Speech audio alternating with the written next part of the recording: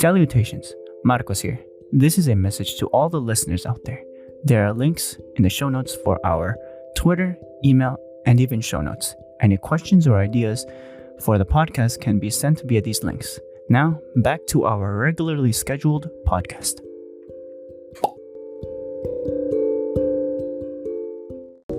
LTS. Kick back, relax, and enjoy the LTS podcast. My best friend.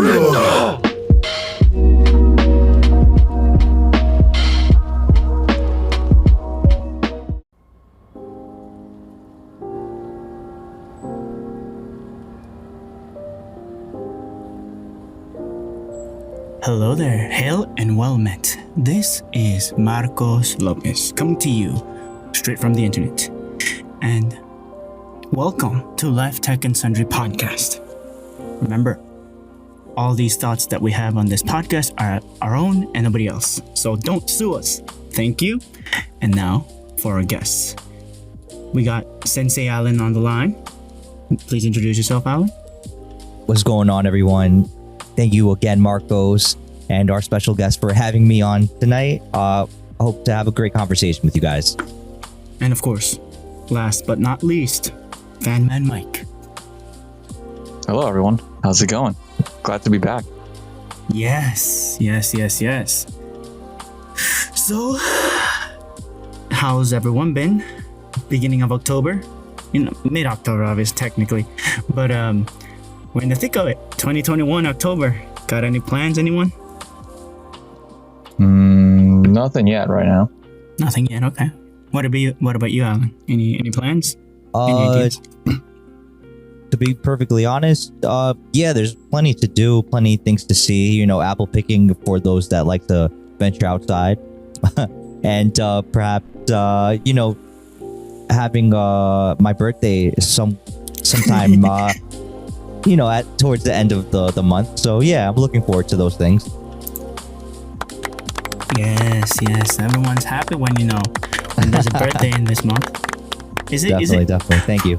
In the past, have you ever thought about like preeminently dressing up for in your case, your birthday in the Halloween season, in the Halloween spirit? Oh, definitely not. I just do the 3-piece suit for my birthday. That's pretty much what I do. What about you guys? I dress with the suit shirt for the birthday. I just prefer the birthday suit. You go in the birthday suit or the birthday person in their birthday suit? Will there be a picture or a photo shoot or something like that of that nature? Don't tell me what to do! I'll tell you what to do. Yeah, but unfortunately, every time the photos come out, they come out very pixelated, and I'm not sure why. In a good way or in a bad way? I don't know. Depends on who's looking. You just say yes, no? Like, that's a yes all around. Yeah. Oh yeah. So, I feel like this is a Halloween joke in the beginning to start with. Did you guys ever hear about Mr. Picard going to space? The upper atmosphere? You got the wrong guy. No. What do you mean you got the wrong guy? You said Picard. What did I say? Oh my god. I need to get slapped. Somebody slap me. There. Okay. 2 more. 2 more? Oh! Yeah. One more, please. Oh, there okay. We go. There you go. Like like 2 for like 1 for each side, right? Wait, what? I got 3 sides? Yeah. 3 side pieces now. You know what's crazy? I've never really been into Star Trek. Like, I've never watched any of the series, recently, but I know who was who. And I'm more of, if I had to choose, a Halo fan. There's nothing like, Halo in my life. If the audience knows, hey, you listener, you can tweet at the podcast and let us know which one's your favorite. Star Trek, Star Wars, or Halo. If there's any other, please, pitch in on the podcast and the show notes or... There you go. There's another one. And Twitter. Share your notes on your thoughts on Twitter. If you guys don't know, talking about Twitter, I put in me personally, Marcos, through my tweets, I put in a poll. And did you guys see the results? I put two polls exactly to be more precise. I sure did. I Okay, wasn't able saw to participate though. Oh, yes, I was in that. I almost forgot. Was it? I think there were two. One was if people. Basically, I said if I were to buy a new cell phone, and specifically was a Pixel, what was the public's general census? Yes or no? And 80% was yes, 20% was no. And then the other one was what was the smartphone brand that people were more hyped for, which were Pixel, iPhone, Samsung, or other. A lot more was for other and the Pixel, which I understand. I could take these polls with the biggest bag of salt that you can think of, but still, it was interesting. Whoever participated, I got a snapshot of their quick, thinking. Not even if it's important or not. That was just like the way that they bothered to answer me, and I found that interesting. Did they leave any like alternate messages or any like messages? They could. I'll tell you. Hold up. I just put the poll and I opened it to people to comment. I don't know if they did. And not for nothing, Marcos, but how many people actually participated in your poll? I'll tell you. Why would you need to know that? No, I'm just saying, just to give us a sense of how big the pool was of people that actually participated. Maybe it's just to know if it's biased or unbiased, because maybe the people that follow you are very into Pixel, or maybe not. Unless I personally ask each individual. So for the first one, you don't have to. The one that I'm thinking of, like if I were to switch over, and if I were to go for the Pixel, yes or no, 84% was yes, and 16% was no. And the total was 20 voters and a view rate of 2K that even looked at the tweet, to even bother to look at it. And the second one was what smartphone brand was catching your attention. Total people voted, but the people that saw it was 22K, and the people that bothered voting was 5 people. So I don't know what to say there. So it had a lot of viewership, but only 5 people decided to vote. So hey, not voting is a choice on their own. That is true. Very. But yeah, so enough of me. What about you, Fan Man? Oh yeah. What about you, Fan Man? We got Alan's birthday coming in, so get excited. And then Fan Man, what about you? What was the prompt again? Sorry. No, for you. Like, how's your week been? You got any exciting plans for the month of October? So right now, not too many plans for October. I did try to go to a bakery today. I don't know if I want to say names yet about like the place I was going to. It's okay. You don't have to. You don't have to. I don't know about the whole privacy thing on here yet, but we tried to go, but apparently because they opened up recently, like the beginning of October, and so myself and another friend, we were gonna go to like visit and try everything out because they did a grand reopening. But they did it on a Thursday, and apparently they closed at 5 when most people will be basically out of work. So we're like, okay, we'll go. When did we just try to go? I think we tried to go Sunday or something. And we go there and they were closed. So we're like, okay, we'll try it again, but we'll go on a Saturday. We go on Saturday, which was today. Turns out they were closed. And apparently they're closed for the rest of October on Saturday, Sunday, and Monday. Starting in November, they open up again on Saturday, but in the meantime, they're only open Tuesday to Friday from 8 a.m. to 5 p.m., and those hours are not going to change. That's super weird. It made me very upset, because it's like, you're open around the time when most everyone is at work. So who's going to come and visit your shop? And regarding location, though, that seems very strange to me. Yeah. Would it be like next to a bus stop or in front of a, like, are they like their location, right? They either bit a bullet because they're getting a loss in resources, or their personnel, they can only afford these kind of schedules for their personnel. Now, considering how the world is right now. Right. So I don't know. This is a good. So, Fanman, quick question, bro. My apologies for interrupting. That's okay. So I just wanted to know. I mean, is this due to the fact that are there certain regulations in the location or in the area where you live, like the municipality, perhaps, where you live, where they have a strict scheduling? So it's like a few towns over from where I live, the location, but from when I went there the night of, because I didn't know they closed at 5 with my friend, and when we got there, they were already closed. It was like 5 o'clock. And when we walked around the area, everywhere else was open, including like 2 other bakeries nearby. And then when I talked to them, when I had the chance to talk to them about it one of these days, they were just like, yeah, it's just because, we're a new bake shop, so we just kind of have our hours short.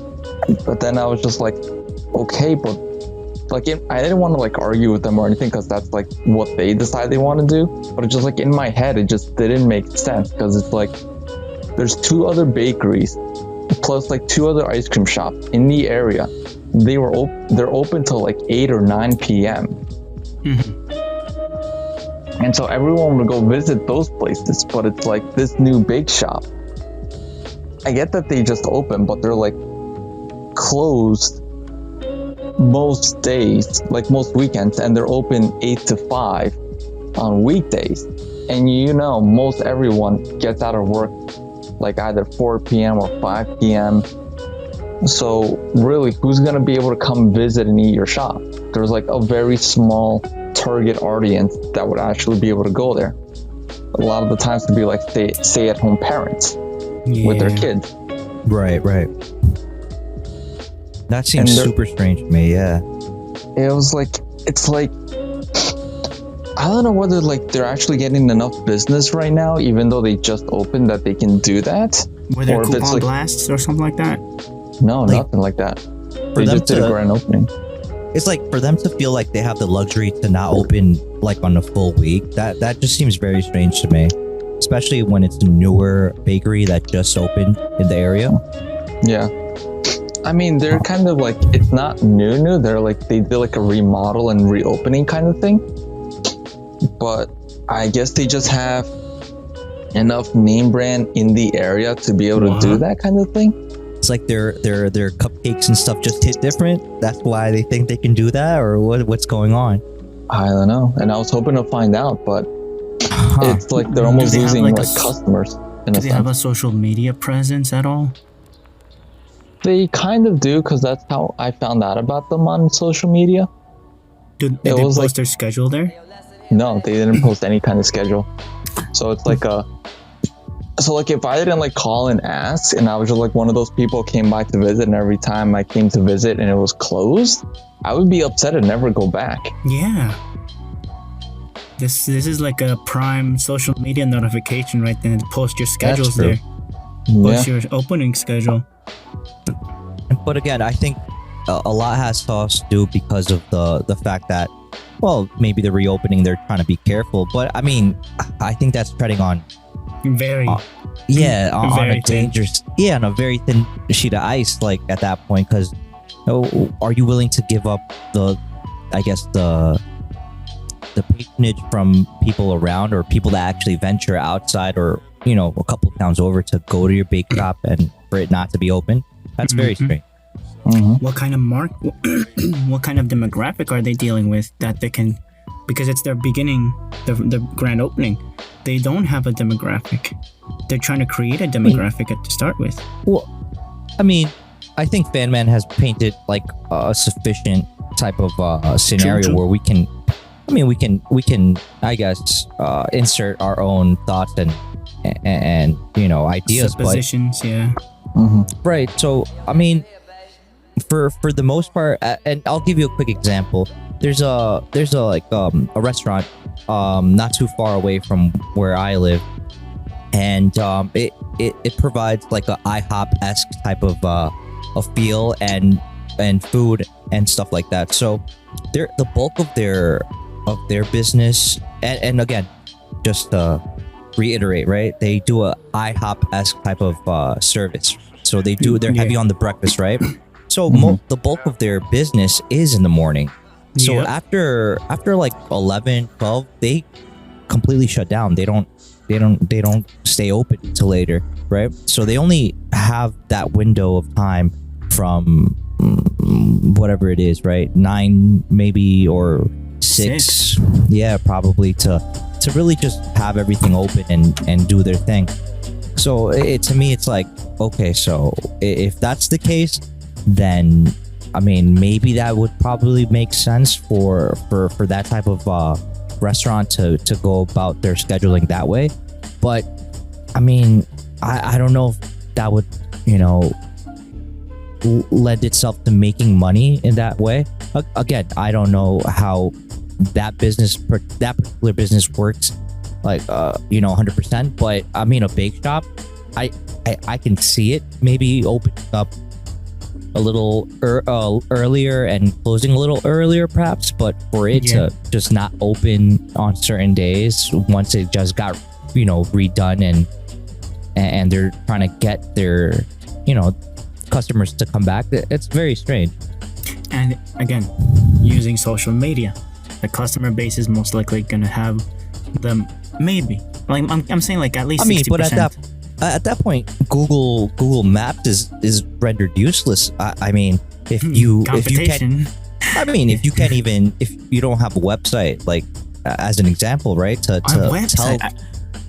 let your customers know when you'll be open or not. That's very weird that they don't even do that. I mean, not to say that it's a bake shop that's laundering money. We're not trying to say anything of that nature. Yeah. Just as a heads up, Alan, you're not the first time to tell me about the importance of a website. At least you're the third person that's been telling me, like, not only to rely on social media with the whole Facebook situation.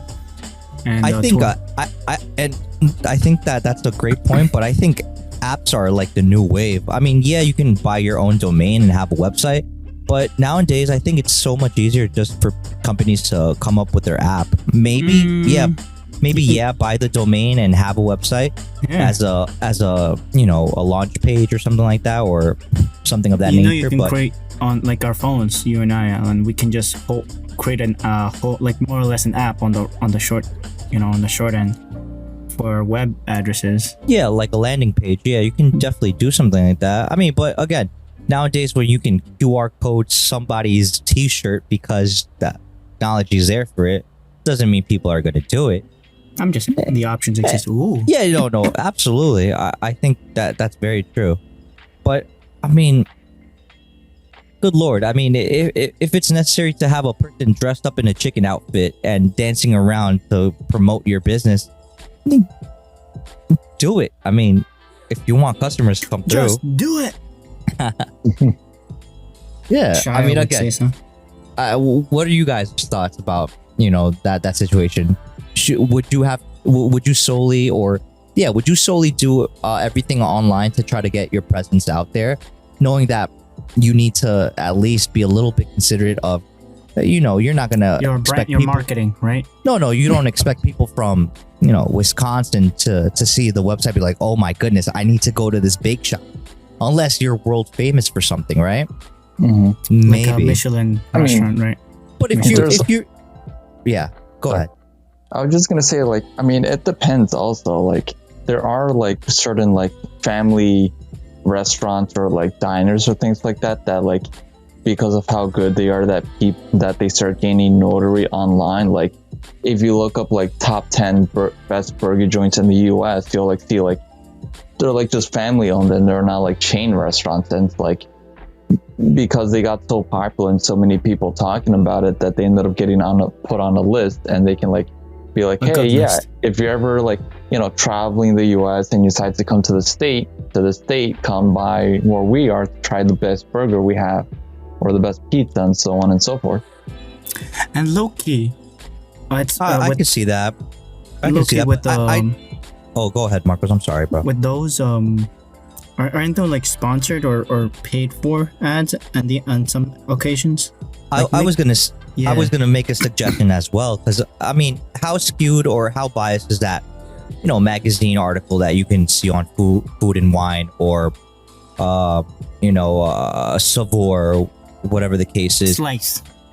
Yeah, I mean, you're gonna go to these publications and you might see, or on the New York Times, like, yeah, they get notoriety, but I mean, being realistic, out of 100, how many of these are world renowned or even state known or even town known?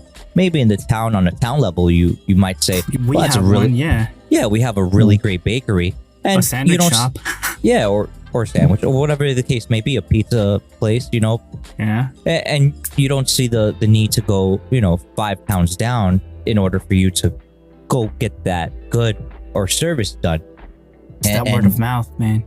Right. So that's what I'm saying. Do you solely put trust on having a online presence, or do you solely put your trust on having a word of mouth presence, or making some sort of promotion that is that could be on a town level or whatever the case is, and then or do you do a mix of both in order for you to try to grab as much I guess customers as possible? I mean, you have to go through that, I think, thought process to at least try to get something done. But I think it's a major disservice to your business if you're gonna not open certain days when people want to be out and about and buy things, or closing at 5 o'clock when a lot of people go in at 9 o'clock. Maybe they'll go out for lunch and you get a lunch rush, but then people after work that get out like at 9 or so want to go buy, maybe get a fruit tart, maybe get some croissants, or Pies. some pies or something like that. And if the big shop's not open, then they might want to go to the Stop Shop because it's a lot more convenient, or they go to Dang your it. competitor. Yeah, or they go to your competition. So the other big shops are open until 8 at night or 9 at night. So it's a little weird. It's a little weird. But yeah. Sorry, I think we went down the rabbit hole, but Oh, we went down I the think so, but we went down the it's a pie good shoot. discussion. The bakery store shoot. yeah, I mean, Yeah. again, I think because of the whole situation the world has gone through, has made, I guess, people a little more wary, and they really want to pick and choose the days where they're more profitable, and maybe that's their That's how they're surviving right now as a business. that's their strategy, right? So they're trying to see what days and again, maybe their thought process is like that. Maybe they're not as thorough, and they're just saying, well, I like to sleep in on certain days, so maybe I won't open up this day, and I'll open up another day full time, Ooh. right? You just gave me an idea. That could be Yes. because they're most likely accommodating for their workers specifically. That's also a big issue right now, where there's a lot of job openings, but the jobs that are opening are service jobs, right? They're the garçon, maybe, or What'd you call me? a paper boy, or the water boy, or no, the garçon, like a waiter. Oh, okay. Are you calling me fat? Absolutely Exactly. not. Oh, It's like, you caught me, Marcos, you caught me. dang, caught him slipping. So I mean, that, to your point, yeah, they're probably trying to accommodate all the high schoolers that have to go to school and Or want to to work and make maintain money. whatever workers they have, yeah. Yeah, of course. But yeah, there's a lot. There's a lot going on there. Yeah. So, now, without further ado, what am I talking? I'm sorry, I'm just slipping over here. So, back to Captain Kirk. Finally, I said the right one, not Picard. Yeah. Or you can do the new one. Oh, what's his name? For later. It's still Captain Kirk. It's just a different timeline thing. Yeah. Now, heading out for space for real this time, thanks to Blue Origin, right? So, did you guys ever hear the CNN live thread that they were noticing for this launch? Did you guys stay out on top of the live feed for this launch compared I to didn't. No, it was not. I only heard about it until after it happened. I was like, what? at work? again, I work in a coffee shop, ironically. We had that thread, and we managed to pull people in just because that was happening. We put in it on the radio and just as an audio situation, and people, oh, what's that? I'm like, here, you want a coffee? Like, I was trying to hustle with the sales. Oh no, Marcos, you were the fisherman that day. Yes, I was putting out bait, and it was pretty interesting. I don't know, my boss has one of those speakers, smart speakers, and he put it on tuning, and we're like, oh, I was just side eyeing. I was like, this guy is putting out bait. I'm like, I had to open the shop, so he's like, just he sent me this link and just say this to the speaker, and just get to work. Okay, and the bait happened. We chummed up the air, and people were there just to listen to the thread, and you can tell the demographic of people were younger. So I was happy with thank you, Captain Kirk. Made me work that day for my sales. What else? There was a delay. Just a heads up there for a while. They delayed, I think, for almost 45 minutes. I think. And once the launch happened, people just disappeared. They're like, okay, that was fun. Bye. Have a nice day. Yeah. But yeah, Captain Kirk, he was 90 now? What's his name? What's the actual person's name? I feel bad to know him. William Shatner. Yeah. William Shatner. Yeah. He's 90 now. Imagine that. God bless him. Yeah. Oh. But yeah, what do you think? What do you guys think about the business venture of now? My boss said that, now it's like only rich people right now can go to space. And you know what I said to my boss? I mean, what would you say? Of course, they got the money, right? Money breaks in industry. I mean, yeah, money talks. Money no disrespect, but over here, I'm not gonna be going. I can't afford a ticket, and I wouldn't want to buy a cheap ticket to space right now. Right. I mean, but I think that's one of the bigger reasons why they're doing it. I mean, they're I guess breaking into that industry where It's they a can marketing make thing. right, so they can make it not only affordable but profitable for them at some point. So They're biting the bullet more or less of the expense. well, yeah, they're investing into things that potentially might bear fruit long in the future. So it truly is, Bezos against Elon right now. So Bezos versus Elon. Who so will I win? mean, You well, decide. and to your point, when everybody heard about Elon going up into space because he was the first, there was a lot of noise being heard. His rockets, remember? Yeah, let's go see.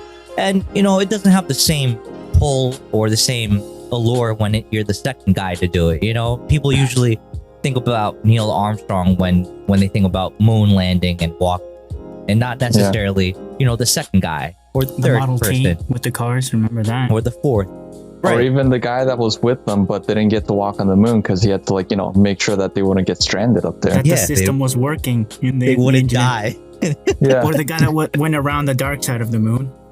That stayed in orbit. Good lord. Could I just make a quick mention about that? Shout out. Yeah, Yes. cool. So, less the shout out, just like Maura mentioned. So, supposedly there's a picture that the guy took of taking a photo of both the moon and the Earth, which had at the time both Buzz Aldrin and Neil Armstrong. And someone pointed out that if you look at the picture is basically of every single human that existed on that planet, minus the guy taking the photo. He's the only one in that photo of a human who's not in it. I feel like in the future there's gonna be fact check that. I doubt that there were more people outside, humans, that were in space. I can't wait for that. No, at the time he was the only human in space when he took that photo, and everyone else in that photo was there. So if you think about it, every single person who has lived and died on that planet is in that photo, and the two guys on the moon, and the only one not in that photo is the guy taking it. That's a flex on its own. My voice is cracking right now. I just get excited for those things. Yeah, it's interesting, and it's one small step,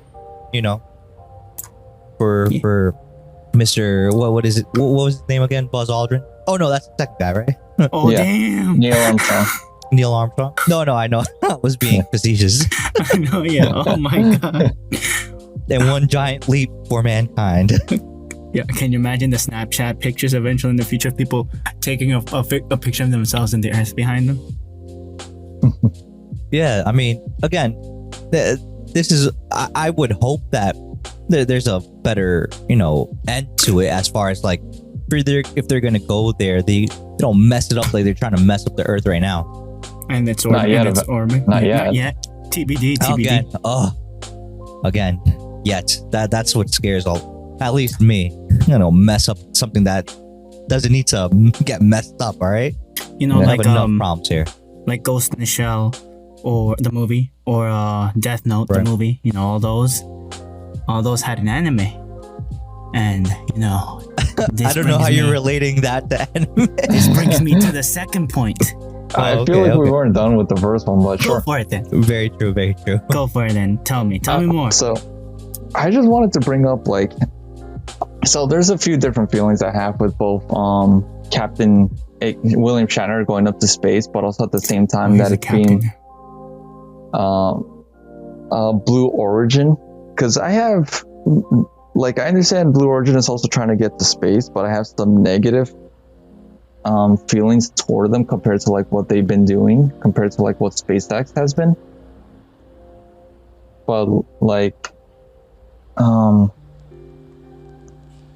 what is it? So with Blue Origin, I don't know if you guys heard recently that they've been that they tried to sue both NASA because NASA went with SpaceX because they had a better proposal, better blueprints, better a lot of the things that SpaceX already done, they already tested it was working, and also would be cheaper for NASA.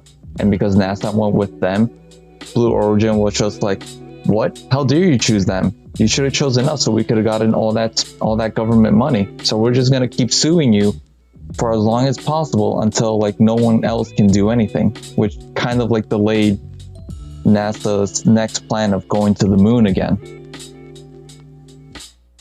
Yeah, no, but Bandman, I think that's very Amazon of them, because we can say the same thing about when the government chose Microsoft for their systems and stuff like that earlier. Yeah. I think in the year, right? They chose Didn't they Microsoft. have Apple before? I don't think so. I don't think so. For sure, I know the FBI had Apple.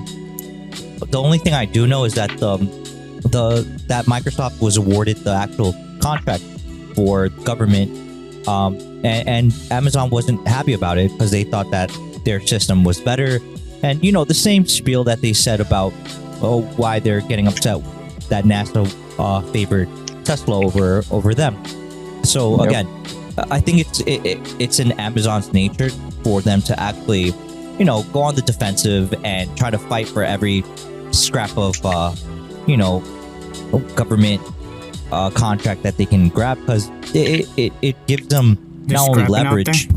Yeah, I mean, it gives it leverage. It gives it some sort of credibility to what they're doing. Because whoever was the company to be awarded the actual contract for government or NASA or whatever the case is, it's a nice little shiny pin on their lapel, to say, hey, we're the guys, on their resume, their stocks. Yeah, of course. It just gives them that that extra level of clout, of credibility of we're the guys.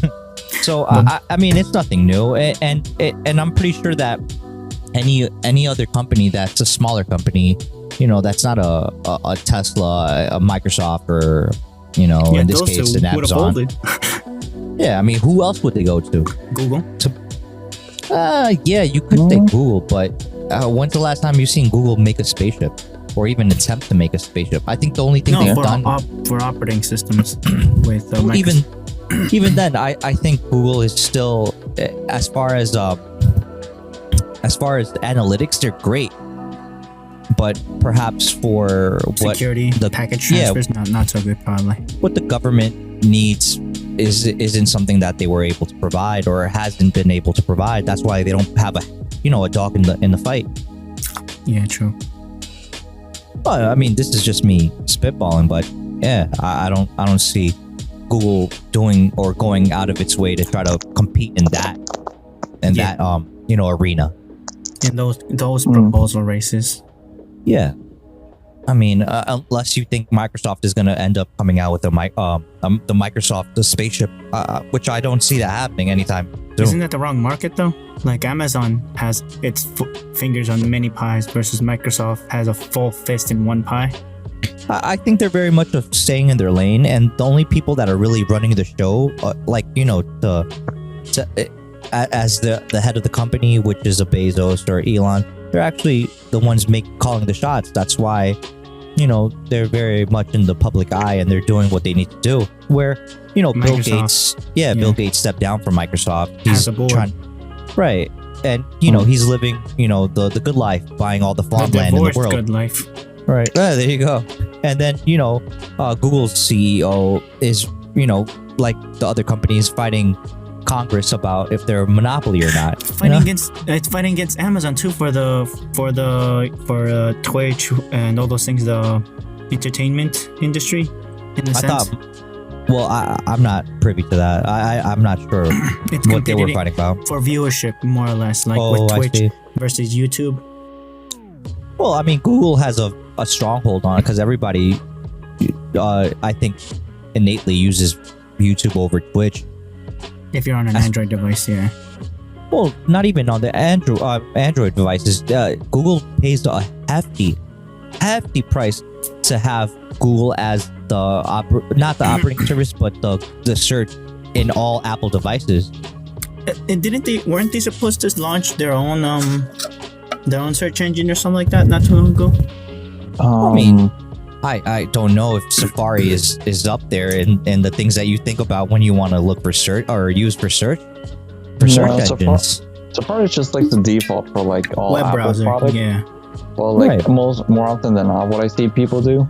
Actually, no. Depending on the app, on the user, it's either they stick to Safari or they just end up downloading Google Chrome and using that. And they're yeah. How many people here use the iCloud email? Or have an iCloud email at iCloud.com email? I do not. Neither do I. I had it for my iPhone and I still have it. It reroutes straight to my Gmail account. Nice. Anything that I send out using my Gmail and I say, what do I want? I put in my iCloud and it sends it, it routes it. So I don't let it die. It could probably become important. Or like the Hotmail one. Anybody here with Hotmail? I think I still have mine, but I just haven't used it in years now. Remember, 3 months and it dies. Oh, wait. Just check Wait a if you minute. still have it. I still do. Like there was one time I logged in, I was like, how is this still active? Yeah. And you got 15 gigs free with the OneDrive with that. For me. I still use mine. I mean, I still have it. I think the only thing I don't have is like AOL. I don't have email. AOL. Or what was the other one? Yahoo Mail. I heard still about have that. Yahoo. Oh. I think I had one at one point when that was like the only, or maybe not the only one, but one How's of the Yahoo very doing? first one.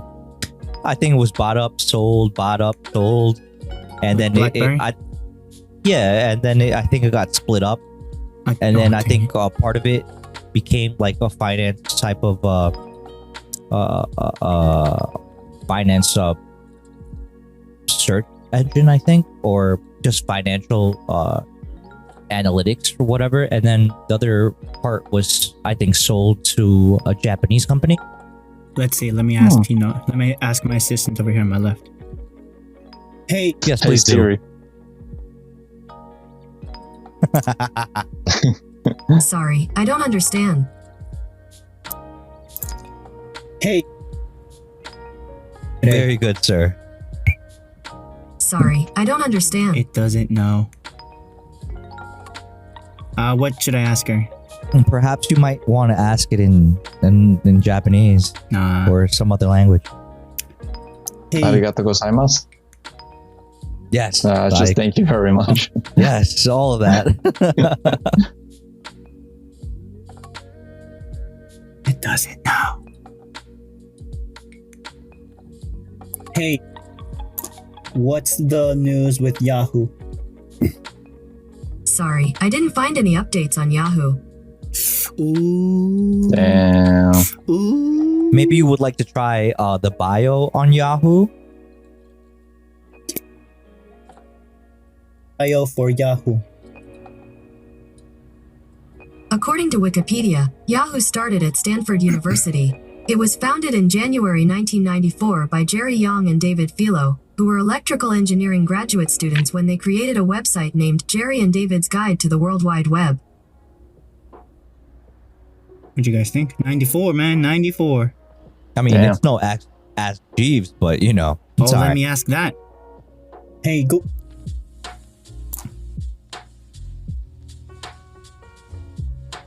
Or ask Jeeves. According to Wikipedia, Ask.com is a question-answering focused e-business founded in 1996 by Garrett Gruner and David Warthen in Berkeley, California. The original software was implemented by Gary Chevsky from his own design. Warthen, Chevsky, Justin Grant, and others built the early AskJeeves.com website around that core engine. So 96 versus 94, Yahoo. Yahoo's older. Right. I didn't know that. Okay. Good to know. Yeah. So yeah. Yeah. And you already know that they had their own what's a patronage, you know what I'm talking about? They had funding, they had stocks. Doesn't Yahoo have stocks? Or not anymore? No, Yahoo still has absolutely stocks. It's not. public, It's isn't it? public. What about Ask? No, I think Yahoo Wow. was sold and bought up by a company. It's not under the Yahoo umbrella anymore. Yahoo. I think it was Dang. bought by I think it got bought up by a Japanese company. So who wouldn't know? Dang. I looked it up, and apparently it does not have. It has a finance website, but yeah, it There you doesn't go, look that's like what- a stock. Dang. How is the email service still running then? Is that a totally separate entity? I don't think it's running anymore. Yahoo. But then I could be wrong. Yahoo email. The I mean, I have a Yahoo.com. Yahoo email that I still send stuff out, receive. Huh? Are you Oh wow! are you supporting the Yahoo email service on the back I end? guess so. Dang. Oh, here we go. Yahoo Japan Corporation. So it's only got one, and it's an equity. Otherwise, everything else is private. Interesting. Today I learned. I didn't know that. Okay. So now I'm sliding into the TV shows and all those different things. What do you guys think? Well, I do sometimes use Yahoo to search up for anime things. Okay. Wait. What? I've used Bing, and I'm not flashing that here. I honestly use Google for everything. I don't actually use Yahoo. I was just trying to segue into the next topic Dang it! because I realized we went really off topic. Forget Yeah, it. we We'll do it did. live. Proceeds to Nah. just blast into a lake. What? NANI? Wait, Yeah. you never seen where the video came from? Screw it, we'll do it live and then just whoosh. I seen the original news broadcast of the guy, but I know the other one that you're talking about too. So, Yep. I like to see the Anchorman one though. Oh no, wait, I'm thinking of the one that goes, and it starts now. Boom. So yeah. So recently, I don't know, for a while now. I don't know if that's a surprise to you, Alan or Fanman, that I'm a fan of anime, right? I like anime. Wait, you are? Holy Jesus. Holy Jesus. If you didn't tell me, I wouldn't have known, my guy. Dang. Yeah, damn. But yeah. And for a while now, specifically anime. I like anime versus mangas, all those things. There's a running joke over here with the guys that I'm a connoisseur of doujinshis, which I'm not. Are not. you? I'm not Ojins? Yes, doujins. Token doujins, right? Uh-huh. Fan man, do you know what our dojins are, or do you need Yeah. Marcos to elaborate? They're parodies. Nah, I remember. I have a memory. Wait, you remember that I share my doujins with you? No, but I just know what they Oh are. no! No, but yeah, there's been an outcry normally. Specific the latest one that I remember and that I've heard was the My Hero Academia. Of course, there were more. There have been more. For my case, personally, my personal experience was the Black Clover one. Mr. J showed me this animation of how the bad quality that they had, and there was an outcry for that episode in Black Clover. But for My Hero Academia, there was an episode where the animation looked okay, but the original drawer or the animator showed on Twitter how his plans were going to be, and they looked way better compared to what streamed live or everyone saw online. And there was an outcry of why is the lower quality being broadcasted. There's also been the same for Seven Deadly Sins. I don't know what the backstory for that one is, but Mr. J and I have had long conversations about why this is so, and there's basically an outcry from consumers and broadcasters, specifically consumers, and a different kind of responses from Kyoto Animations or Photable, all those different companies not saying anything at all, versus the animators or the drawers, the drawers just speaking their mind. And what I found was that there's a certain level of entitlement of us, the consumers, expect from anime, and the bullet points are right there in the notes. And I'd like to know your opinions on those bullet points. Let me read these real quick. Should we say them out loud so everyone that's listening can also think about it too? Like, yeah, Alan, if you will. Yeah. Sure. So the first one is the lack of information that leads to speculation. Next, yes. Oh, you want me to read the whole thing? Yes, please. Oh, sure. So the next one would be, yes, when we do see an issue in a show, sometimes people run with it and lead people to think the worst. Third one being, context is key. Next one, valid argument in lack information is present. Mm-hmm. The next one, you not owed. Is that I'm reading that correctly? Owed, yeah. You're not owed. You are not owed. Okay. You're not owed that explanation by the company if you think about it. And then the following one is often too much. Believe that anime is made for us, or the anime, right? Yes, that anime is made for us, and should rather meet our expectations. And if it doesn't, someone messed up. The next one is we feel like we own the property sometimes, and we technically don't. Following one says, you have to keep reality in check. The next one, realize that in most cases, an advertisement for a source material and nothing more. Next one, passion. This industry and any other art industry is about passion and very little about the money.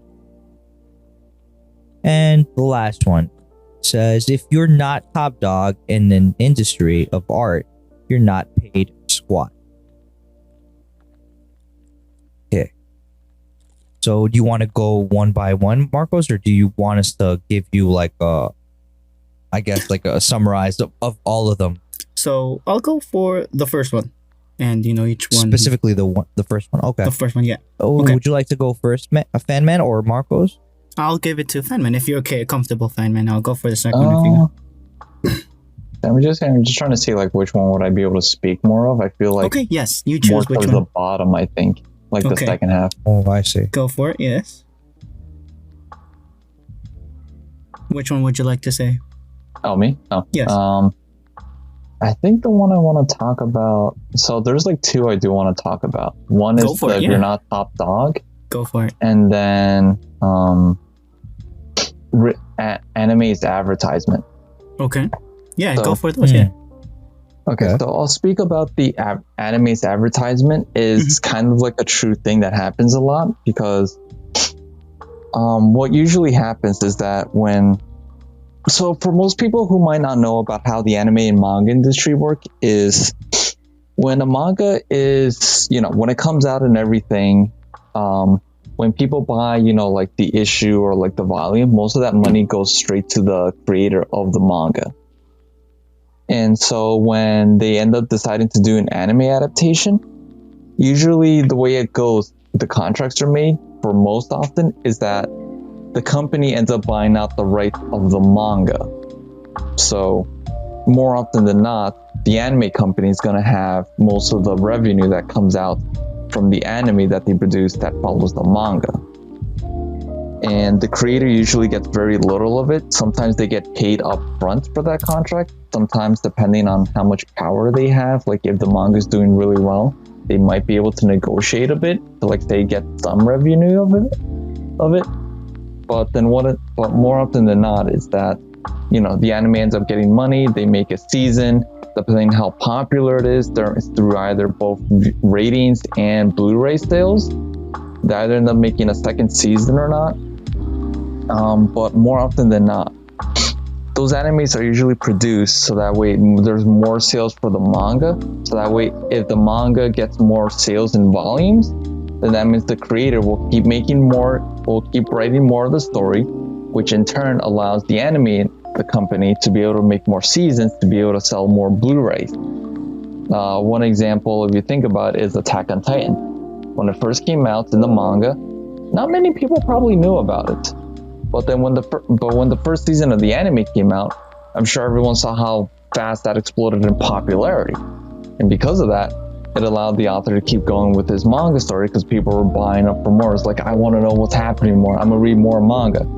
And then hopefully it gets adapted into anime. And then, the company had to wait a while before they could start making more anime. And pretty much the author, was able to make a lot of money from manga volumes. Another good example would be Demon Slayer, because I know this also relates back a bit into a later topic, because this is actually a very interesting topic. I'm going to try and condense this real quick. Go for it. So, the manga author, when she created Demon Slayer, it was gaining in popularity in the manga. So then the anime company, Ufotable, decided to buy out the rights to be able to make an anime. And what they did was that they paid the creator $14,000 up front for the anime rights. Okay, they didn't negotiate with her like any revenue that comes off like afterwards of anything like that. So when the anime premiered, they basically made a killing.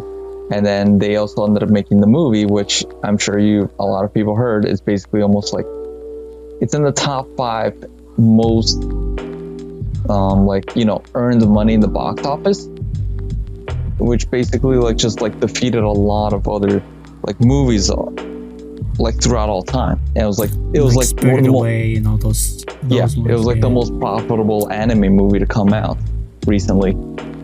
But the thing that ended up happening was that the manga creator, she didn't see any of that money because she signed the contract showing that, saying that the company owns all the rights and all that, and so she doesn't make any money. So the only money she really ends up earning is from the manga. So the hope that's there is that by the anime becoming as popular as it did, that more people will be buying manga volumes. And in a sense, that kind of what ended up happening. More people ended up buying the manga, which kind of allowed her to at least earn back a good amount of money from what she lost out from the movie. What about the rights for like side stuff like Blu-rays? What's the other one? That like also belongs to the figurines. anime company. Dang. So yeah, so I can imagine that a lawyer's cost a pretty penny over there. So she's like, I'm getting this first contract, I'm taking it, right? basically, in a sense, especially when you're a new manga creator, you kind of don't have as much power or say into like how your manga is treated in the anime, because if you're new and you're unknown, anime companies are going to be like, well, we don't know whether your show is going to be popular or not, so we're just going to pay you a certain amount and we're going to own most of the right. We're gonna own the merchandising, the show, because we gotta pay people to be able to make the artwork. We gotta pay for licensing fees for merchandising, all that kind of thing. And so, as you know, most companies also tend to like skimp out on money. And so the manga creator doesn't end up making money from the anime. Companies? Yeah, the anime company. Dang. So the anime company like Toei Animation, they make a killing off of like both Dragon Ball Z and One Piece, both from the anime, from Blu-rays, from merchandising. But the authors probably back then didn't really earn much, but not that they're like very famous. They could probably renegotiate contracts as much as they want. They got clout. Yeah. Yeah. But I guess this also lead into the second point. As I was saying, like, anime studios also try to skimp out a lot on money so they can like, earn a profit. Because if the anime isn't popular, then they end up losing money. And so because of that, they'll always cut corners. And one way of cutting corners is that they don't really, pay their artists a lot of money. They overwork them for very little pay. Because they have dues with someone else, most likely. They prioritize the others versus the drawer that's right next to them. Yeah, pretty much. It's just like, a good example is like game development. A lot of people go into computer science to like, so they can make, when they come out of it, they can make games. And so companies realize they can basically, not profit, but the other word that's kind of like a bit more greedy, like, they know that they can basically go with a high turnover rate because they just know they'll bring someone in, work them to the bone, they get tired, they leave, and then a new college grad who just came out who studied artwork, they can just hire them in and put them in and do the exact same thing. That's and it's something only that's not talked about, the turnover rate for companies. They have to take that into consideration for price for contract negotiations.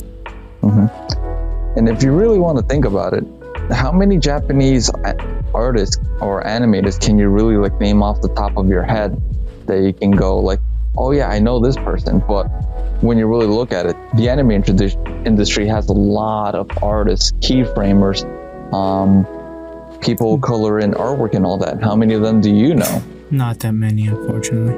And don't they also export that to other countries to do keyframing or some light animation? That also brings down the price, but it kills their own market, like their own workers. Like, oh, I don't work today. I don't get paid. Exactly. So, are there is there a possibility at all to create a union for these workers, in your opinion? From my understanding, now I can always be corrected on this. I don't think Japan has really unions. Oh, wait. Can you wait? What? I don't think Japan has unions on there. For art, for the animation industry. Yeah. Somebody's caught slacking over there. I feel like it opens there has to be a lot of lawsuits between animators and companies, right, in the back end. It depends. I looked it up. It looks like there are labor unions in Japan. Because I, of course, myself don't fully know the laws of Japan. True. I know more so everything. Yeah. So I don't know like how much power they have over there, but from my understanding of how the work culture is over there, is that people will work themselves to the bone because it's more like there's like some kind of loyalty to the company in a sense. Oh, they don't want to burn a bridge or something like that. Yeah, it's like, how like in Japan they say always be respectful to your elders. It's kind of like a similar practice with like companies where you want to be loyal to the company. You don't want to burn bridges. So they don't work on the aspect of merit versus age, right? They just like, oh, if they're older than you, they automatically merit more respect. Yeah. Right. Versus every respect has to be earned versus how you want to be treated. You earn your respect. Oof. It's an automated system, but at the same time, there's a certain peace of mind in that automated system versus me over here. I can be caught slacking any day and I lost my own respect. I mean, no system is perfect though. True. Yeah. That is very, very, very insightful. I didn't think about it that way. Yeah, but I do agree with Fan Man. I'm not sure about it, but I don't think unions are a thing over there in Japan. Again, we can always Google search it, but Let me do it right now. yeah, and I don't know if it only pertains to anime and manga or that type of I guess medium, but I think According in to general. Wikipedia, the Japanese Animation Creators Association, or YANACA, is a non-profit organization dedicated to improving working conditions for workers in the anime industry. That sounds like a bunch of BS, but I mean, this could be edited on the web on the Wikipedia, but you know, no, obviously, I think because I think a lot of these mangakas to a certain point they have handlers, right? They have True. people they work with, like there's stereotypes in animes. their about that. agents, their agents, stuff like that put in the work for them as far as talking to the publishing companies or the animation companies or what have you. But to Fan Man's point, I think a lot of this stuff is out of sight, out of mind type of thing, where we aren't privy to a lot of the information that goes beyond happens or goes on behind the scenes, where they could probably be getting treated like poop, and we're none the wiser. We just like to enjoy watching The end show. product. Yeah, the end product. And I mean, at a certain point, can you fault the consumer at that point, or do you fault the production team or people that are making it happen? I mean, I think that there's a lot to dissect there, and maybe we'll get to it at some point. But I don't know if you guys want to go down the list, or if you want to just stay on these two topics. What do you guys want? I mean, I feel like what Fan Man just said right now also interacts with the top dog one. If you don't have clout, if you haven't have a track record of being a producer, can't negotiate stuff. I mean, yeah, definitely. I mean, if you don't have notoriety, right? If you don't have that clout, as Marcos eloquently put it, you really aren't anyone besides page 67 in Weekly Shonen, right? Trying to make a name for yourself. And to that point, I mean, how many times has the mangaka for, let's just use Dr. Stone, have to go through the process of trying until he gets something that actually sticks and gets animated. I mean, a thousand stories could have happened that way. And a lot of mangakas go through that process. I mean, just look at Kishimoto, right? The creator of Naruto. I'm just kidding. Yeah, so he had a banger, which was Naruto.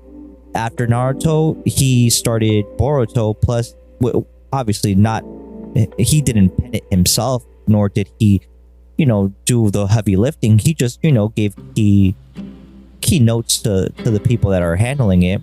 And then he moved on and said, let me try something new, which is Samurai 8, which flopped. And I'm not going to say Boruto is a game changer by any means, but I mean, it just goes to show that he had enough clout to do such things. I mean, I think the person that has To the take most the risk, yeah. Right. But again, I'm pretty sure he had somebody, at the table that was on his side that basically vouched for him and negotiated the way it needed to happen for him to get, a bigger cut of the pie. He wasn't going to give out Naruto for, 2 pennies and the lollipop. He must they must have did some hefty negotiation in order for him to get where he had to get, or right, getting royalties or whatever the case was. Because I mean, a lot of people ate with that one, just with that one show alone, and fed an entire company.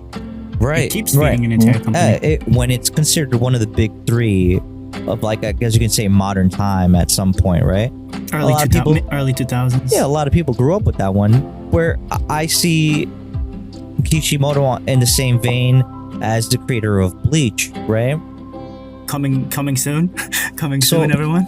Do you like? I don't think people sometimes get a good grasp of how much clout you have, where you could abruptly get your show ended, right, by shonen, for you to have that much. Or the anime itself. The manga and the show. Manga. Both. Yeah. So it got shut down and taken off shonen, right? this man had enough clout to reboot the show. How many years later? Like about 10 years later, right? Or so. Which one? Bleach. Yeah. And then he still had enough clout to do a side story, right? Burn the Witch. as just I guess just to whet your appetite, right, for things to come.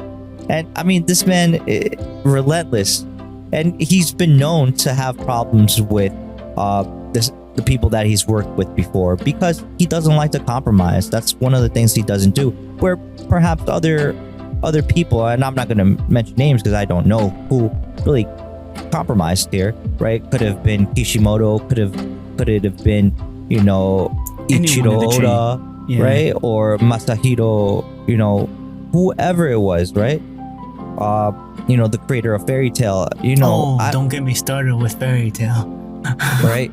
Hiro Mashima, right? I don't know what he went through in order for him to, you know, get not only Rave Master, but also Fairy Tail, and now the new one that he's coming out with, the space one. Eden Zero, right? So, and again, we're just talking about the people of notoriety, right? Of note. Clout. Right. We're not talking about the person that made Toriko, right? Which he did debut. Keyframed a Fairy Tail episode. Right. Or the person that created Shokugeki no Soma, right? Like, we're not talking about people like that, which, you know, very popular in the shows, you know, but they weren't considered one of the big three. It's right? a very popular show, yeah. So, like, to get to that tier, that level of, you know, you're considered, you know, by the fandom that you're top dog, it does lend itself to, you know, credence to, hey, I'm more than willing to collect the whole manga volume sets, right? All the DVDs and Blu-rays, get the merch. I need the shirt. I need the hat, right? I need the collab from Nike with Dragon Ball Z, right? Yes. I need all those things, right? So it just goes to show you how deep or how far people are willing to go to buy these things, and if there's money in it for not only the mangaka but Shueisha, TV Tokyo, and whoever else is in the loop, right? That wants their hands greased. What is it like? What's the one, the Jobless Reincarnation? I can't wait for that one to come back. But knowing this, kind of, I'm wishing that there's an actual legitimate union for everyone, and that they're covered for this, so that they could keep creating. That's my dream. But you know. But I think, and Fanman did mention something that culturally they're very different from the West, and we sometimes probably look at it with a Western perspective, which our we point shouldn't. Of views. We shouldn't, because that's a skewed point of view of looking at things, because we just won't understand the cultural cues that they have to go through. That they go through, that we are not going to understand to a certain extent, and we can sum it up and say, oh, you know, that it's not right because human people or human beings need to be right. Human beings need to be treated like this and like that, and it's like, all right, so we can't just insert our cultural standings in their culture and say, no, well, we're the boss, and who the hell made us boss? Like, realistically, that's softly, right, with the big stick kind of boss. It's like lower your voice and strengthen your argument, right? Yeah, with the big stick on the side. It's like you're not gonna get anywhere, or you're not gonna get your point across, especially when you live on the other side of the world. It's not like ocean's worth, right? I no matter how loud you yell, you're not gonna make the people at the top people in Shueisha think otherwise. They're gonna be like, listen, and again. I might be. That goes to a point. You just said a point right there.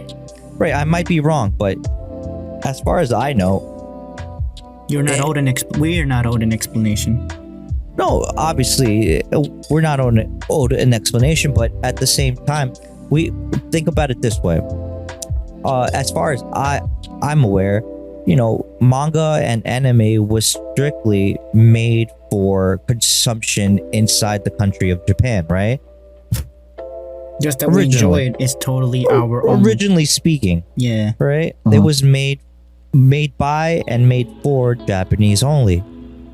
It's not until, I guess you can say the late 90s and early 2000s, right, that people started getting a grasp of, this thing called anime and manga in the West. Yeah.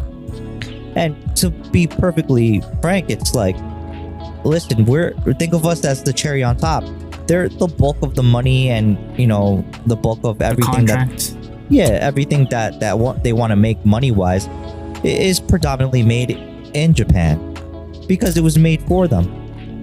We're True. just the cherry on top. We're the extra that basically in the West we're the extra. It's or getting outside of Japan in general. right. But, Yeah. I mean, it's getting to the point where Cherries. the number of consumption from the West outside of Japan is being, I guess you can say on par with the Japanese viewership and purchasing, and the purchasing power of the people in the West isn't that limited to a certain degree, right? Where a person can go out of their way and go to like Solaris Japan or Ami, Japan, or Tokyo Otaku Mode and buy a $200 and something anime figure that at 1/4 scale or 1/8 scale, right, from a company that paid for the rights to make one of the Demon Slayer characters or one of the ReZero characters, Rem and Ram or something like that, just to mention something, right? Just some examples, yeah. And there's going to be multiple people that do that, where we're seeing that dichotomy change a little bit, where it's not only people from Japan that are buying into the medium or watching or craving and wanting that medium, but other people outside of Japan. And I guess they're quick to on the take, right? These companies to see, hey, they're not only the cherry or the whipped cream on top of this nice dessert. We can double or quadruple our profit margins if we're able to, send a couple of our people that, make the opening and endings of these, anime shows to the West at a anime con, right? Or maybe Kishimoto or Ichido Oda goes over to, New York Anime Con or, Anime Expo, powered by Crunchyroll in LA or something like that. Those companies, Crunchyroll and Funimation, they went directly to Japan, most likely to get some deals for them to stream those things. Well, they were able to have some sort of relation. They built a relationship because I don't know if you remember, but Crunchyroll was a pirating company. A college website. Yeah, it was a pirating company, right, or website that became legitimate after the fact, after they made it, right? So, I mean, that just proves how passionate those guys were. Yes, but they found a niche and they were able to profit off of it. So, I mean, we can say the same thing about anything that has that type of niche, right? Or a niche that's very popular, because it right now we're seeing that transition from being obscure and niche to being mainstream and I guess you can say part of the culture now for people that are millennials and Gen Zers, right? Where specifically millennials, they're getting a budget to be able to support their passions. Well, now you're seeing that they have purchasing power and they're able to buy the $250 anime figure or the Dakimakura that they have chilling on their bed. Or as I look to my figurines now, to the left and to the right now. Or they have, the mangas. The whole collection of Sword Art Online, staring at them. Right. Not only the manga, but the light novels, right? And then the extra ones, right? So I hear you looking left and right now. Well, that's the thing. A lot of people now are making it their business. Not only their hobby, but their business, right? Or their job to review and purchase and review these type of things. Very true. And I mean, it comes full circle, but at the end of the day, to Fan Man's point, where he's talking about culturally, they're very different from us, and these people can slave to the bone on a thank you. Yeah, on a passion project, but are they truly being paid adequately or reimbursed adequately for that to make sense. No, I mean, I don't know. I mean, again, we're not over there, Yeah, true. and we can try to come up with diverse ways to like help them, right? Maybe open a GoFundMe for some of these lesser known mangakas, right? That are trying to make way for How did their Netflix get art. there then? What do you mean? Like, did they also go in and negotiate, or did they open their own animation company? No, they had to go. They had to go I think they did. negotiate. Yeah. They had to go negotiate. I want to Yeah, say 'cause- they also did both. What? What I've never seen. I think the only and it's not even an Or original. even Hulu? Well, that they bought the catalog off of Funimation because their parent company is Sony. I thought it was Disney Hulu. I Let think me ask the I think Almighty. you're right. Yeah. Probably. What is it? Probably right. Hulu belonged to. Here is some information from the web that might possibly help.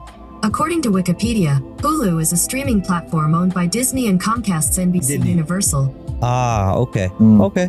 That makes sense. Wait, are we gonna get copyright strike by Disney by saying the word Disney? No, no, maybe. No, not maybe. No.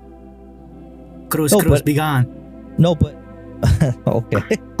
But the thing is, like for Netflix, I think the only, and again, I could be wrong. I think most of their anime catalog was something that they purchased Aniplex, I think. from. I don't know if it was from Aniplex, but they purchased the licensing to be able to use it on their platform.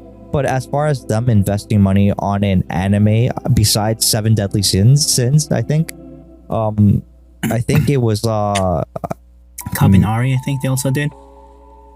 no, I don't think that's a Netflix original. It might be a Netflix exclusive, but I've seen it on Crunchyroll, so I don't think so. And then Crunchyroll, right, supporting manhwas. Well, that's an interesting point, because look, we can make like a I guess you can say a comparison where maybe this is a totally different discussion or talk we can have, but I mean, a lot of people like going to the manhwas, the Korean equivalent to manga, right? Because Yeah. a lot of them have not only really good stories, but they're colored pages, bro. A lot Color of these makes the are difference. hey, bro, the quality of art and like the storytelling is really nice. And just to mention one, Solo Leveling. I mean, a lot of people really enjoy it. That one's pretty good. I remember Mr. J mentioning God of High School and Tower of God. And right again, and But they lost their sheen there at the kick. They were at the start. Well, again, this is just I guess you can say Crunchyroll just I guess giving a little shine to the medium from another country, where I mean you can say Chinese comics could be probably the next wave after that. We just don't know. I mean, talent's everywhere, but it's not until a company takes it upon themselves to invest money for it to be You published gotta be and top made. dog. And it's luck sometimes, but you gotta be top dog.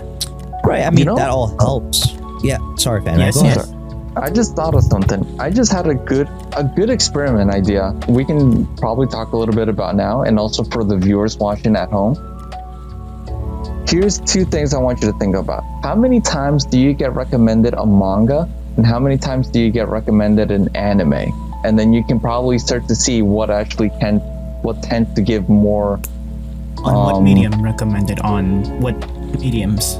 Yeah, like social media, TV.